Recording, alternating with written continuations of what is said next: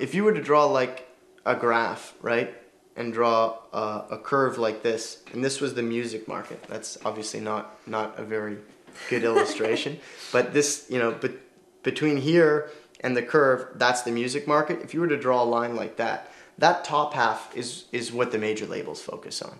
And we're talking volume of business, let's say. The space in between that curve and the axis represents like dollar figures. If you draw that diagonal line and you take the top half, it's a very small percentage of artists that are generating the bulk of the revenue in the industry. And that's what the major labels focus on, because they want to get a couple of projects that they can put through their system. As soon as a major label says yes on a signing right now to the US, it's a minimum of $2 million. And they basically have a horrendous hit ratio in terms of what they sign that actually succeeds or sometimes even comes to market. But when it hits, they make so much money off it in terms of volume that it pays for all the other mistakes.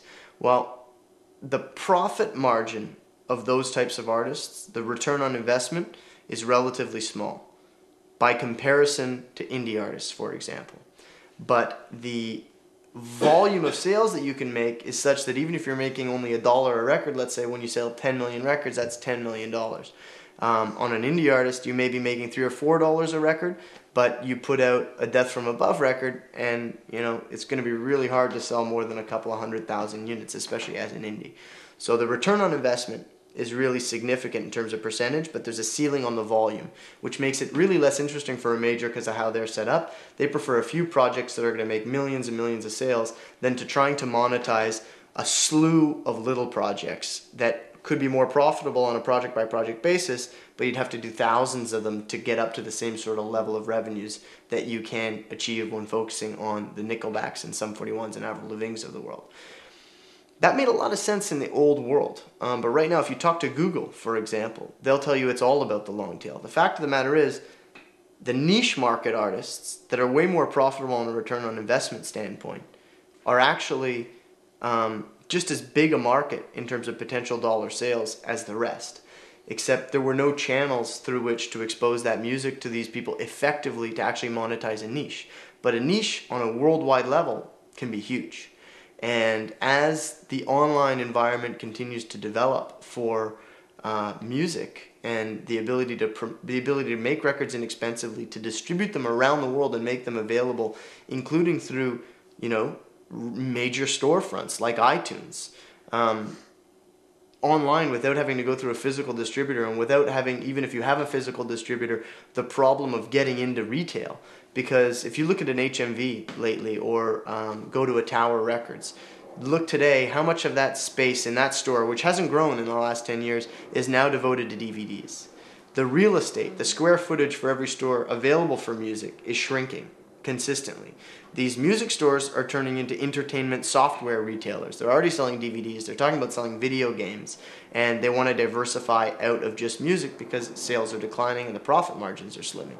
So where you really needed a major label before, or a major distributor, today it's even more difficult to get into the stores without them.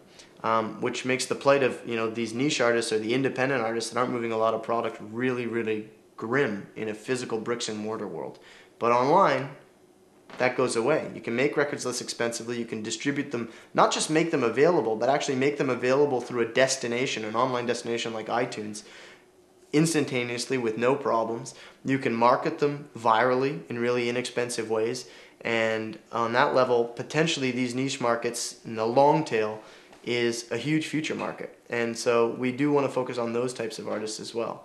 And then Equator also, probably in the context of if we did this Can West thing, let's say, we'd bring on a lot of independent artists, for example, would love to be on a major label or have the clout that a major label brings to the table without having to deal with the culture or the association per se.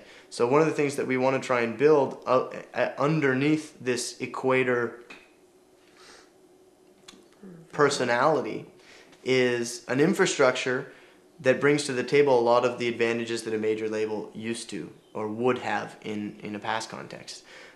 So if we do through Equator a joint venture with Can West, let's say, which will have an outside partner and will be run separately and will have an objective of more commercial mainstream music, that doesn't have any negative effect on the culture that we're building for Equator or the mentality or the personality of the company, but it does create a situation where on some level we can still use the benefit of that network of media properties or the infrastructure of a major label distributor that we have for Equator, etc., in order to break these artists.